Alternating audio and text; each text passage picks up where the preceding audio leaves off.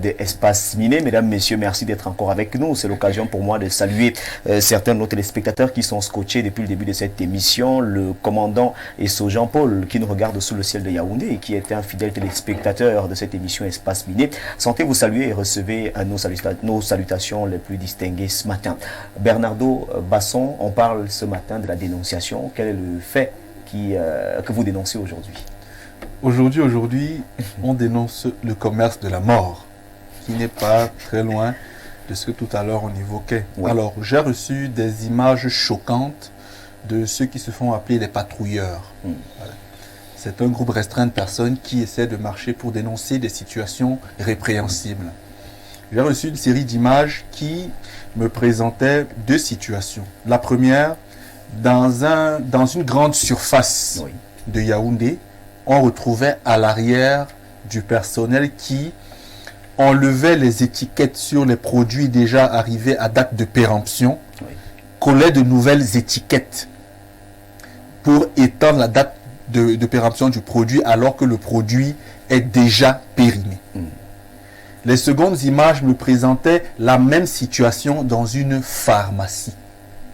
Donc, vous allez à la pharmacie, certains produits que vous achetez avec les dates de péremption que vous voyez collées dessus, en fait, ne sont pas les vraies dates.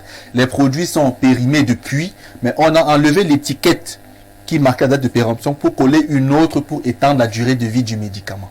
Donc, aussi bien dans les pharmacies que dans les supermarchés, certaines personnes nous vendent des produits périmés, mais enlèvent les étiquettes pour que ces produits continuent d'être commercialisés. Vous voyez à quel point c'est grave, et ce n'est pas loin de ce que tout à l'heure la presse dénonçait quand on parlait du format dans les produits alimentaires. Donc ce matin, j'ai voulu que les démineurs en parlent afin d'alerter les Camerounais sur une telle situation, éventuellement proposer des pistes de solution. Voilà. Merci, c'est très grave ce que vous dénoncez en ce moment. C'est pas très loin du sujet que nous avions tout à l'heure.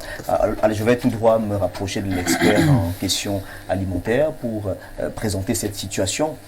Ce que nous vivons, nous sommes des clients, des consommateurs. Donc la seule partie qui nous est autorisée, ce n'est que la partie de l'étalage. Lorsque vous arrivez dans un point de vente, la partie arrière ne vous est pas autorisée parce qu'effectivement dans ces parties arrière, il y a pas mal de pratiques qui se déroulent de ce côté. C'est très grave. Et la santé des consommateurs, une fois de plus, est présentée ici face à ce type de pratiques. Alors, je vais commencer par le deuxième point. Parce que ça doit être le plus flagrant. Vous n'allez pas imaginer d'où certaines grandes pharmacies de la ville de Yaoundé s'approvisionnent. Et donc, lorsque vous allez arriver au marché central, voir par exemple une délégation du ministère du Commerce ou peut-être de la Nord venir faire des chasses aux sorciers aux gens qui font des médicaments hors normes au marché central, c'est aussi là-bas au marché central que certaines pharmacies viennent se ravitailler pour prendre des médicaments. Et justement, ça devient inquiétant parce que finalement, on ne sait plus à qui s'adresser, à qui faire confiance par rapport à ces produits. Moi-même, j'ai remarqué dans certaines surfaces d'alimentation, dans les grands supermarchés, il y a plein de produits périmés, beaucoup. Mais en dehors de ça, il faut aussi se rendre compte qu'en observant dans le fond, la majeure partie des produits pour ce qui concerne l'alimentation sont des produits locaux. Et ça veut dire qu'il y a une mauvaise éducation des entrepreneurs locaux par rapport à ces problèmes. Je ne sais pas si ce sont des problèmes de financement, parce qu'à un moment, un entrepreneur qui se bat à injecter des produits, par exemple, sur les surfaces et autres là, dans nos milieux, à la fin, comment est-ce qu'il faut faire lorsque les produits sont périmés? Est-ce qu'il faut bien éduquer? Moi, je pense qu'il y a un problème aussi d'éducation à ce niveau. Il faut commencer par la base. Il faut éduquer qui? Éduquer le producteur, éduquer le fournisseur, je vais dire le revendeur. Maintenant, là, il faut être capable d'avoir, par exemple, des contrats qui permettent, par exemple, de partager. Est-ce que vous pensez vraiment que les producteurs, les revendeurs ont vraiment un problème d'éducation? Ils ont besoin d'éducation? Oui. Ils savent déjà ce qu'ils font. Le producteur, le consommateur ou le revendeur, tous doivent être éduqués. Ils savent déjà ce qu'ils font. C'est même ça notre véritable problème. Il faut savoir que le développement a un prix. La santé des uns et des autres doit être préservée, peu importe les risques qu'on encourt par rapport au coût économique que ça prend. Parce que vous ne pouvez pas comprendre comment quelqu'un qui fait par exemple des jus de fruits expose des produits qui sont soit de mauvaise qualité et que déjà on accepte dans les supermarchés. Je ne sais pas quel est le travail de l'anneau, alors si ces supermarchés ont des services qualité, de contrôle qualité par rapport à leurs produits et autres là. Mais il faut obligatoirement qu'un service s'occupe de ça et que chacun prenne en compte ses responsabilités. Nelly Daya, je reviens vers vous pour parler de cette situation présentée par Bernardo Basson tout à l'heure, les dates de péremption qui sont changées par ces commerçants véreux. On en reparle encore parce que ce sont des commerçants véreux qui s'obstinent, tout ceci dans la recherche effrénée du gain. Ils mettent nos vies en danger. Les parents, les consommateurs, est-ce que les consommateurs vont véritablement pouvoir payer un très bon produit au prix et sans pour autant avoir des problèmes de santé avec ces pratiques qui continuent de monter, ces phénomènes qui montent en puissance dans la société? Est-ce qu'un jour, tous ces mauvais phénomènes peuvent finir? Et qu'est-ce qu'il faut faire pour qu'on puisse véritablement s'éloigner de ce type de pratiques? En fait, je ne peux pas dire que ça peut finir. Ce sont des choses que, vraiment, je ne pense pas que ça peut finir. Parce que comme le monsieur disait tout à l'heure que le revendeur, le producteur et autres, tous sont au courant. Ils cherchent leur argent.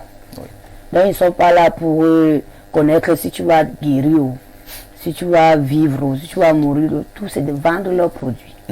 Ils sont là pour vendre leurs produits. Alors quand ils échangent l'étiquette, quand un être humain peut échanger l'étiquette, peut-être par exemple, d'un sirop que l'enfant va venir payer pour donner à l'enfant. Ils changent l'étiquette. Est-ce que c'est... Et puis après, lorsqu'il y a des répercussions sur la santé, on commence à dire que c'est le sirop qui est de mauvaise qualité. Ils ne vont jamais nous dire que le sirop est de mauvaise qualité. Non, en fait, c'est la mère qui va constater que l'enfant a pris le sirop. Parce que vous avez des images qui circulent sur les réseaux sociaux. Habituellement, on dit que tel sirop a tué 3 enfants dans une ville. C'est un sirop de mauvaise qualité. Alors que, peut-être derrière, ce n'est pas le sirop qui est vraiment de mauvaise qualité. Cette mère-là a eu la chance de... Peut-être elle a vu la date de péremption. De péremption, oui. Mais si une autre maman, peut-être, elle n'a pas eu à lire le truc. Elle ne va pas connaître que c'est le sirop qui est en train de déranger l'enfant. On va plutôt lui pousser à aller à l'hôpital pour partir faire des examens pour voir ce qui ne va pas. Oui. C'est là-bas qu'on va dire que non, l'enfant a dû manger ou boire quelque chose qui n'est pas bien. Mais elle ne peut pas s'imaginer que c'est le sirop. Vu qu'elle allait dans une pharmacie demander tel remède, on lui a remis à la pharmacie. Donc elle est sûre de la pharmacie. Parce que c'est inadmissible qu'on nous chasse de la rue. Parce qu'il y a des gens qui vont dans les kiosques, les remèdes dans les kiosques. On nous interdit de partir acheter les remèdes là-bas pour qu'on aille à la pharmacie. Et quand on se retrouve à la pharmacie, on nous vend encore les remèdes périmés.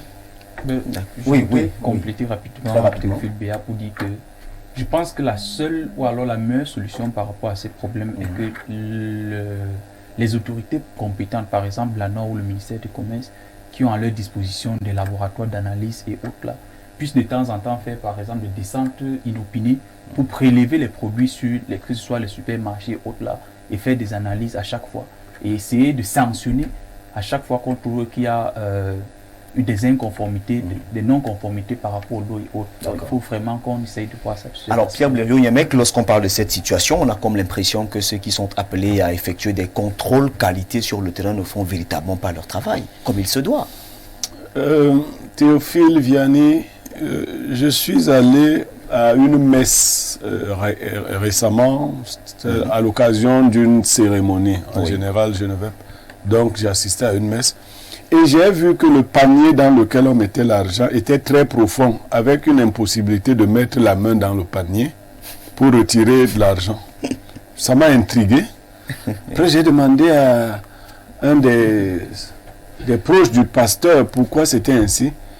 Le proche m'a dit que c'est parce que les femmes qui recueillaient souvent l'argent volaient l'argent. Donc pendant la quête. Oui, donc le pasteur a fait concevoir des paniers tels que l'argent peut entrer facilement, mais vous ne pouvez pas. Difficilement. Avec des petits trous. Donc la main ne peut pas entrer. Ce n'est que l'argent qui entre.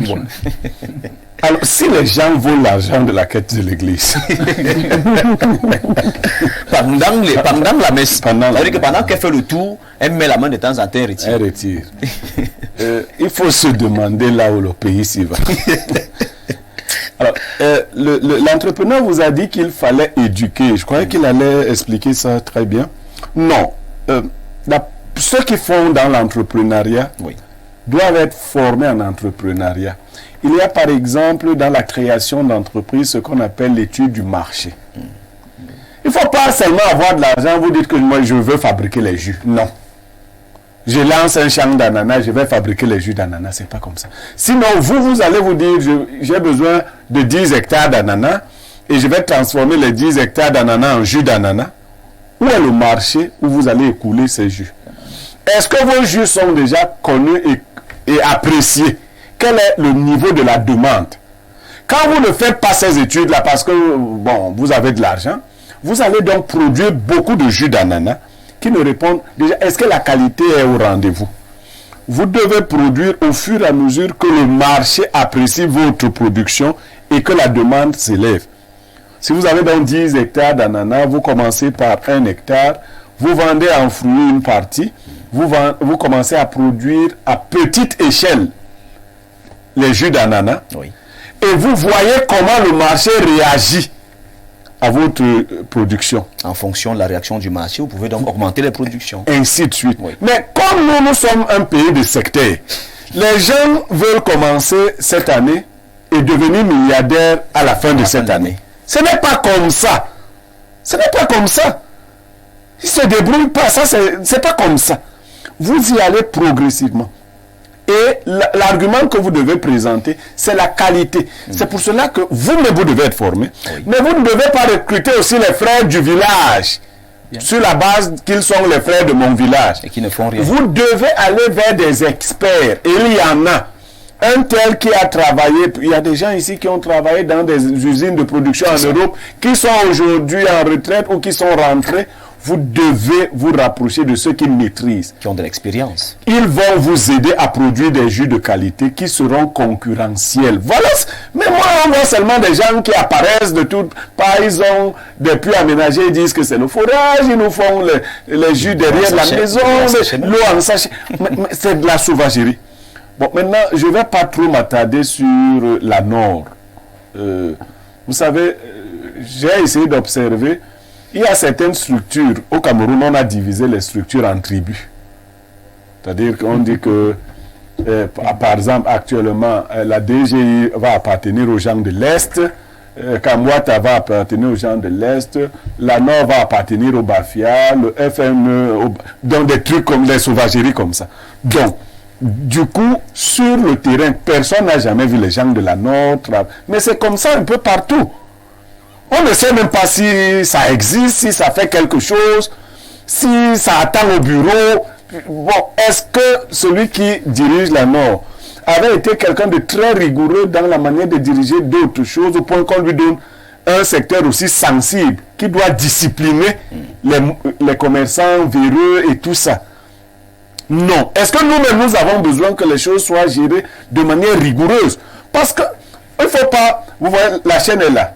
Le policier se tient en route, il voit un pasteur dans la voiture, il lui demande de l'argent. Le pasteur dit, je suis pasteur. Il dit au pasteur que quand tu étais faire la messe, tu as aussi demandé l'argent. Donc laisse ma part ici. Alors, tout le monde fait comme ça. Il ne faut pas aller bloquer la part de quelqu'un. Dire que toi ne fais plus. Le commerçant va aussi te dire que bon, on prétend nous faire la sécurité routière de jeudi à dimanche, mais on voit bien que les gens sont en route pour prendre de l'argent. La gendarmerie qui ramasse tout cet argent en route. Nos routes sont toujours mauvaises. On dit que c'est... Et les Camerounais, les gendarmes rentrent avec beaucoup de sacs d'argent. L'argent, la part où on fait quoi avec? Personne ne se pose de questions. Mais nous roulons sur des routes extrêmement dangereuses. L'argent que la gendarmerie prend en route là, de jeudi à dimanche, c'est budgétisé où? Ça fait quoi? 25 000, tu donnes ça ici maintenant, sinon tu ne bouges pas. Donc voilà l'image générale. Vous voulez que quand les gendarmes ont fini de prendre 100 millions sur l'axe de tel, que les commerçants, ils laissent pourrir leur... Non, ils vont changer. Que les pharmaciens, ainsi de suite. Le pharmacien ne commande plus. Là où il faut commander dans les vraies firmes, il sait qu'il y a un marché concurrentiel. Marché noir. Qui est là et qui est connu de tous. Oui. Il s'approvisionne là-bas. Et pour les esprits qui croient que quand vous allez en pharmacie, c'est mieux, on vous vend donc 3 fois plus cher le même produit. Voilà toute la sauvagerie dans laquelle on est plongé. Merci Blériot Niemek. Bernardo, peut-être un mot avant de sortir de cette dénonciation. Naturellement. Concernant l'industrie agroalimentaire, donc les grandes surfaces qui présentent des produits naturellement périmés, pour lesquels on étend la date de péremption, ce qu'il faut noter, c'est ce que M. Niemek essayait de relever. C'est-à-dire, on a d'une part le fait pour des personnes de considérer que la chaîne en elle-même est mouillée, elle est grillée, elle est polluée, et donc ces personnes n'ont naturellement pas de besoin de se conformer puisque le système en lui-même il est pourri. Concernant l'industrie pharmaceutique, oui. Personnellement, pour moi, c'est pas un problème. C'est pas un problème parce que les Camerounais aujourd'hui baignent encore dans le discours idéaliste occidental. Le dire peut être choquant, vous voyez. Les pharmacies sont très importantes. Il y a des médicaments qui sont commercialisés et qui sont très utiles. Mais personnellement, comme j'aime à le dire sur votre plateau, sur d'autres plateaux, oui. Je ne consomme pratiquement pas de produits pharmaceutiques. Je dis même pratiquement pas. Pourquoi? Déjà parce que je ne tombe pratiquement jamais malade et ensuite parce que je préfère la pharmacopée traditionnelle. Dans un État qui se veut être émergent, on fait émerger le système médical conventionnel et à côté le système médical de la pharmacothérapie ou de la pharmacopée traditionnelle. De telle sorte que lorsque un système est défaillant, l'autre prend le relais, ainsi de suite. Sauf qu'au Cameroun, comme on est dirigé pour la plupart par des sectaires qui doivent faire plaisir à leur secte, la conséquence c'est que on doit laisser l'industrie pharmaceutique. Je n'ai pas cité un nom. Vous allez un peu loin. Bon. Ok. On doit laisser l'industrie pharmaceutique vendre des produits qui vont nous tuer parce qu'il faudra que ces pharmacies reversent l'argent à certains dirigeants pour alimenter les campagnes, etc. On laisse des personnes qui ne sont pas docteurs en pharmacie aller naturellement ouvrir les pharmacies par des prête-noms parce qu'on sait qu'après ils vont financer les campagnes. On laisse la médecine traditionnelle au rabais, elle qui peut être vraiment efficace. On prend le terme moderne pour masquer une réalité parce qu'elle est juste nouvelle. Alors que ce qui est moderne doit être ce qui est efficace et non forcément ce qui est nouveau. Donc si l'écorce, le coque-molle peut soigner quelqu'un et que peut-être Artéméter peut juste calmer un symptôme, coque-molle est moderne parce qu'il est efficace. Et le reste, Artéméter peut juste être nouveau. Vous voyez, donc le système est tel que on donne beaucoup de force à une industrie qui naturellement nous conduit vers la mort. Personnellement, ce que moi je pense, c'est que les Camerounais doivent commencer à réfléchir et à trouver des solutions durables à leurs problèmes. Le gouvernement ne travaille pas pour nous. Il travaille pour se maintenir. Concernant l'industrie alimentaire, apprenons à boire chaud, à boire parfois de l'eau tiède, à boire, bon, pas chaude parce que ça va nous brûler, mais de l'eau tiède, à faire beaucoup de sport, etc. Et concernant les produits pharmaceutiques, faisons l'effort de rester en santé le plus possible, mais de prendre des produits traditionnels. C'est vrai, ils sont amers, mais ils sont souvent efficaces. Parce que la pharmacie nous maintient captifs et nous maintient dépendants de son système.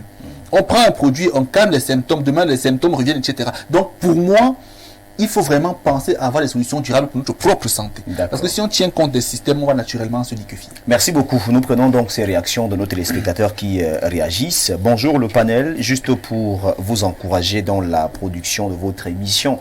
Merci pour vos encouragements. Vous êtes très talentueux. Les analyses de Pierre Blériot-Niemek nous édifient beaucoup. C'est mon préféré. C'est Stéphane depuis Yassa à Douala qui nous écrit et qui précise que Pierre Blériot-Niemek est donc son préféré. Bonjour le panel. Et votre programme est digne d'intérêt au sujet du téléenseignement. Je pense qu'il faut commencer par la politique d'électrification du territoire national, la couverture en termes de réseaux de communication. En fait, ceux qui en parlent aujourd'hui réduisent le Cameroun à quelques métropoles. C'est très sommaire. Merci. El Franck à Kribi. Merci à Franck qui nous regarde depuis Kribi. Merci également à tous les téléspectateurs qui sont scotchés depuis la cité balnéaire. Bonjour à vous Blériot. À raison, les ménagères sont les grandes assauts de ces commerçants véreux. Chers messieurs et dames, capo, boss, grand, vous êtes dedans. Le cancer là va vous atteindre, Tara. Merci beaucoup pour votre réaction. Bonjour, la grande télévision, la plus belle émission et les plus grands analystes. J'ai besoin de conseils s'il vous plaît. Dites à monsieur Basson que j'ai un Congossa pour lui. Voilà. Monsieur Basson, il y a un téléspectateur qui a un Congossa pour vous. Bonjour le plateau, le sage Blériot, vous devez être surpris à ne plus recevoir mes messages. Je devrais être déjà sous le sol. Je suis à Tchang. Je suis de Tchang et de Bafou précisément avec le ministre Mais cette affaire de formol, j'aime manger les légumes accompagnés de viande dans la ville de Chang. Il y a de cela 2 mois. Je me suis tellement senti mal à l'aise que j'ai pris tous les contrepoisons. Je suis de Chang, je ne peux pas salir mon image, l'image de mon village, étant même fils de la chefferie, donc prince. Mais je dirais merci au sous-préfet. Val qui nous écrit depuis Ekundum et qui nous raconte donc ce qu'il a vécu du côté de la ville de Chang. On prend cet autre message. Bonjour à vous sur le plateau. Je salue les démineurs et félicite tous les panélistes pour leur présence. Pour ce qui est de cette histoire de formol, je pense pour ma part qu'il est venu le lieu où le temps que nous population victime de cette cruauté, gagnons la rue pour crier haut et fort que ces assassins soient mis aux arrêts, que tous ces produits soient boycottés, achat et consommation mort pour ce poison. Je suis outré. Voilà, c'est Mama Sita qui nous écrit depuis la Cité Verte et qui nous rassure qu'elle est tout le temps devant son petit écran lorsqu'il est 10 heures. Un autre message que nous prenons à l'instant, un message qui nous vient d'Akonolinga. Bonjour à tous les panélistes. Le formol sur les aliments de consommation courante est bien connu des décideurs. Les dates de péremption changées, les brasseries artisanales, tout ça est connu de tous, État et consommateurs. On meurt à petit feu. C'est Odoussou qui nous écrit depuis Akonolinga ce matin. Bonjour le panel, très belle émission concernant la dénonciation. Le véritable problème du Cameroun, c'est le 2 poids 2 mesures et le fait de tu sais qui je suis. L'exemple doit venir d'en haut. C'est Chris de Bafoussam. Merci à Chris. Bonjour le TVB et à tout le panel. Et Dieu, l'enfer sur terre à cause de la recherche du profit. Où va le monde? S'interroge donc Fagui et qui nous écrit depuis le quartier Siméon. C'est ici à Yaoundé. Un long message, nous avons à l'instant. Je ne sais pas si je vais pouvoir le lire de manière intégrale. Bonjour à vous le panel. Concernant le changement des dates des produits alimentaires est une pratique récurrente dans certaines surfaces de grande distribution. Cela démontre le non sérieux qui règne sur le contrôle qualité des produits alimentaires, car si l'on dénonce vraiment ce dont nous mangeons tous les jours, je vous assure, vous aurez peur de ne plus manger quoi que ce soit. C'est donc Paul Durand, depuis éleveur, ingénieur en industrie de contrôle qualité, qui nous écrit ce matin. Il dit que je ne m'en veux pas de parler de la Nord. Donc, il nous fait savoir qu'il nous regarde. Merci beaucoup. Salut le plateau. Vraiment, cette affaire de formol est déplorable. Même ici, au Faso, cela est courant. Mais seulement, il y a une brigade de répression qui fonctionne sur toute dimension. Si vous créez de la pénurie, on récupère tout et vous êtes frappé fort. Pas de magouille comme au Cameroun. Paul depuis Ouaga. Merci à Paul qui nous écrit depuis Ouaga ce matin. On laisse ce message pour prendre un autre message avant de retrouver nos partenaires. Bonjour, c'est Hassan Abdoul depuis Bafoussam. Je suis très ravi de suivre notre émission pour l'émergence du pays. Merci beaucoup. Merci à Abdoul. On va donc aller du côté de la messagerie normale pour prendre également rapidement quelques réactions de nos téléspectateurs. On prend d'abord ce premier message. Bon, bonjour, la dame en noir est-elle mariée? Ah, c'est Raïs depuis Damas. Bonjour Espace Miné, je suis un fidèle abonné, téléspectateur de cette émission. Déjà, vous êtes très beau ce matin. Le véritable problème du Cameroun est que chacun vit au-delà de son profit. Il fait tuer tous les Camerounais et recommence à zéro pour que ça donne. Henri depuis un Congois. Merci à Henri qui nous regarde en Congois, c'est sur la route d'un fou. Bonjour à vous. Par rapport à la vente des médicaments périmés, le ministère de la Santé et du Commerce doivent faire fermer ses boutiques Saint-Vondo depuis Memiam. C'est donc sur la route Balmayo-Samoliba. Salut le panel et à toi TVB. S'il vous plaît, je demande à Bernardo s'il peut avoir une astuce contre le mal gastrique. Bernardo, passons. Tu es déjà médecin. Ou alors tu es traduit praticien. Non, je suis pas médecin. Bonjour et du courage à vous, c'est Magloire depuis Dizangue. Merci à vous Magloire. Merci également à nos téléspectateurs qui nous regardent depuis Dizangue ce matin. Bonjour le panel, merci pour la dénonciation. Malheureusement, le téléspectateur n'a pas signé. Bonjour le plateau au Cameroun, dans toutes les pharmacies, on ne peut trouver que de faux médicaments. Tu achètes un médicament pour combattre la maladie, à la fin, tu n'es pas satisfait. Pour ma part, l'étiquette ne doit pas poser problème. Un bon produit, c'est la notice. C'est Claude de Kiki qui nous écrit ce matin. Bonjour Théophile, très belle émission. C'est peine perdue car ce sont les grosses pontes du régime qui hantent ce marché. La vie des Camerounais leur importe peu. Je vous prie de beaucoup vous appesantir sur cette thématique car beaucoup sont devenus stériles à cause de ces produits frélatés et contrefaits. Je crois qu'il faut favoriser la consommation locale et accompagner ceux qui valorise les produits traditionnels. C'est Salomon Abeya depuis Colbison, ici à Yaoundé. Et puis nous prenons ce dernier message. Bonjour à tout le plateau. La cruauté et l'appât du gain sont à la base de la décrépitude de la société camerounaise. Le respect de l'être humain, création de Dieu, a foutu le camp à tous les niveaux. Ces commerçants qui utilisent le formol dans la maturation ou conservation des aliments sont des criminels, méritent la perpétuité. J'aime bien dire, Cameroun est à refonder complètement. C'est Bertrand de Bobogo qui nous dit que le Cameroun est à refonder complètement. Après donc la lecture de ces messages, mesdames, messieurs, chers téléspectateurs, nous allons faire une fleur à nos partenaires. Ce matin, c'est bel et bien sur